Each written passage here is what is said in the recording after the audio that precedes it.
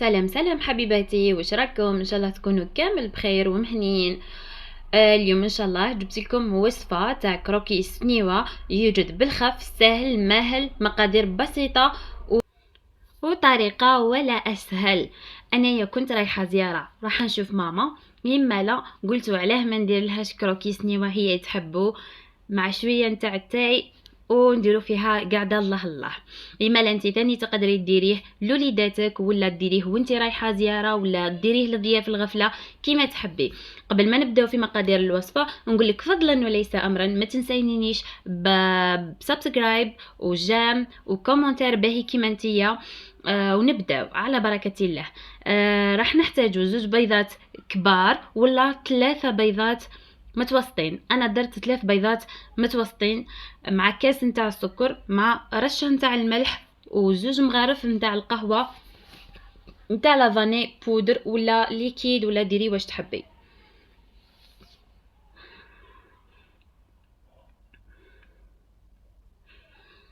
ومن بعد رايحين نخلطوهم بالفوي ولا تحبي ديري الباتور كيما تحبي، ولا حتى بمغرفه الحطب هكذا عادي، وتبقاي غير تخلطي مليح مليح حتى تشوفي باللي الخليط تاعك بدا يبيض شويه. هو السكر ماهوش راح يذوب كامل، ولكن راح يبيض الخليط نتاعك شويه. انايا هنايا باش نسرع العمليه استعملت الباتور، و بعد ما بيض لي الخليط مليح مليح وليت نزيد في الكاس نتاع تاع الزيت تدريجيا.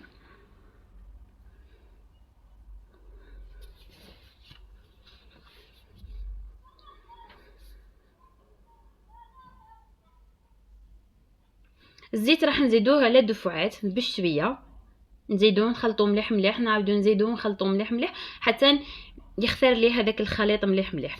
هنايا رايحه نخلص بالباتور نحيه ونحبسو، وراح نجيب كاس غير ربع نتاع نشاء ومع 2 شكاير نتاع خميره كيميائيه، وراح نزيد لها شويه فرينه ونبدا نلم في العجين نتاعي حتى نتحصلوا على عجينه متماسكه. بالنسبه للعجينه هنايا ماشي شرط تبقى لنا شويه جاريه، لاختراكش اني استعملت شويه نتاع النشا، يسمى انا راح نحتاج عجينه شويه متماسكه وماهيش راح تجينا يابسه خلاص خلاص، بالعكس راح تجينا هشيشه ومقرمشه وبنينه وتذوب في الفم.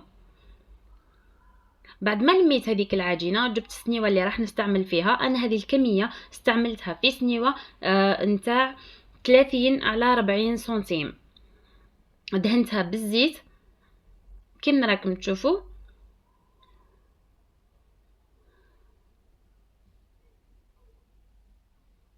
وهنايا شوفوا القوام نتاع العجينه راهي متماسكه ماهيش تتلاصق في اليدين خلاص خلاص. ونبدا نفرشها في هذيك البلاطو.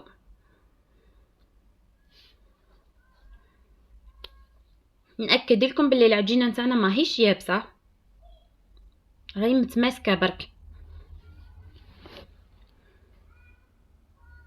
هنايا باش نعاون برك زدت شويه نتاع الزيت في يدي وبقيت نرتب فيها هذيك العجينه في السنيوه، نستف فيها في السنيوه.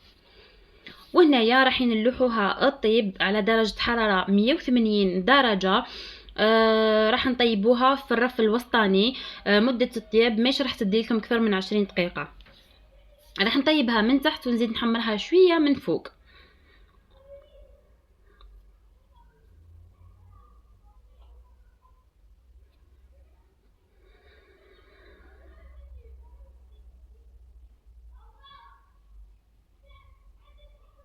وهنايا هاي ليك بعد ما طابت لنا طيبتها من تحت وزدت حمرتها شويه من فوق، صفرتها برك. رايحه نكون ذوبت. بعد ما تبرد شويه رايحه نذوب حوالي 150 غرام تاع شوكولا بنيه بالحليب، وراح نذوب 51 غرام تاع شوكولا بيضاء. هنايا شوكولا بالحليب زدت لها شويه نتاع الزيت، حوالي واحد المغرفه هكذاك كبيره، ورايحه ندهن السطح تاع الكروكي نتاعنا كيما راكم تشوفوا.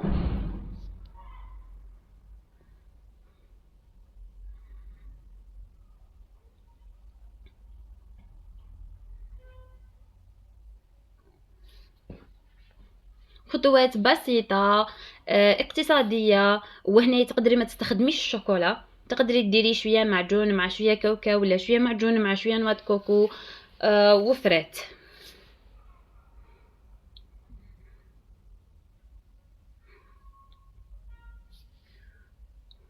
واكيد باش نتحصلوا على الشكل الرخامي راح ندير شويه شوكولا بيضاء.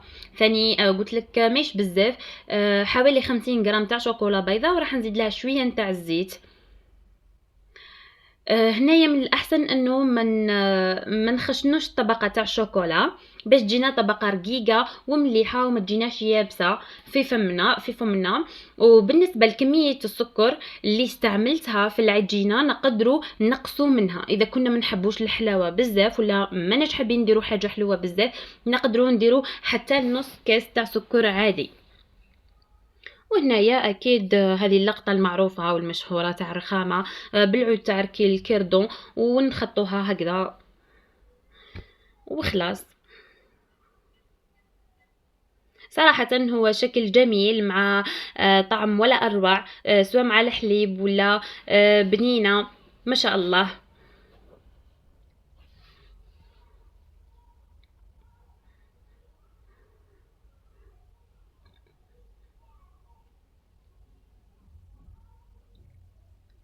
توجد بالخف وما حاجة ما تعطلكش. وهنايا اللي وصلت معايا لهذا الجزء من الفيديو، معليا غير نكون نزيد نفكرها باش تابونيني اذا ما زلتي ما درتيش ابونيني فضلا وليس امرا حبيبتي. ما تبخليش عليا بجام كومونتير باهي كيما نتيا. وهنايا نخليوها تبرد ونقطعوها كيما نحبو. انا شويه كنت مزروبه ايبا ما ركزتش مليح في التقطاع وقطعتها المهم مربعات وخلاص، ومع ذلك جا شكلها باهي ويهبل. وهنايا شوفوا لي كذاك القوام ذاك الشكل، شوفوا ذيك الحموريه كيفاش طابت هايله من تحت ما شاء الله. شوفوا ذاك القوام وما جاتنيش عاليه بزاف، جات تسخف يا البنات. نتمنى تجربوا الوصفه، نتمنى تجربوا وصفاتي يا البنات، صدقوني مش راح تندموا. خلاص. وهنايا شوفوا شكل النهائي ما شاء الله تحفه، وفي نفس الوقت سهله خفيفه ليه توجد. شاهدكم في الجنه. شوفوا ذاك القوام، شوفوا ذاك كيفاش لاباط راهي تتفتت وحدها، وحد البنه وحد القوام ما شاء الله.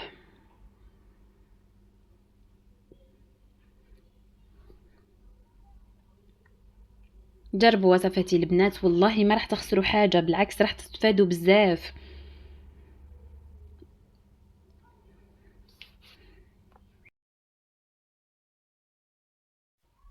كما قلت لكم البنات، نتمنى تجربوا الوصفه دي، ونتمنى تجربوا الوصفه هذه بالذات وتردوا لي الخبر في لي كومونتير.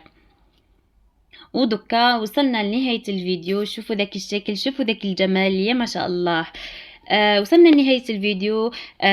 فضلا وليس أمرا ما تنسونيش أبوني وكومنتير وجام.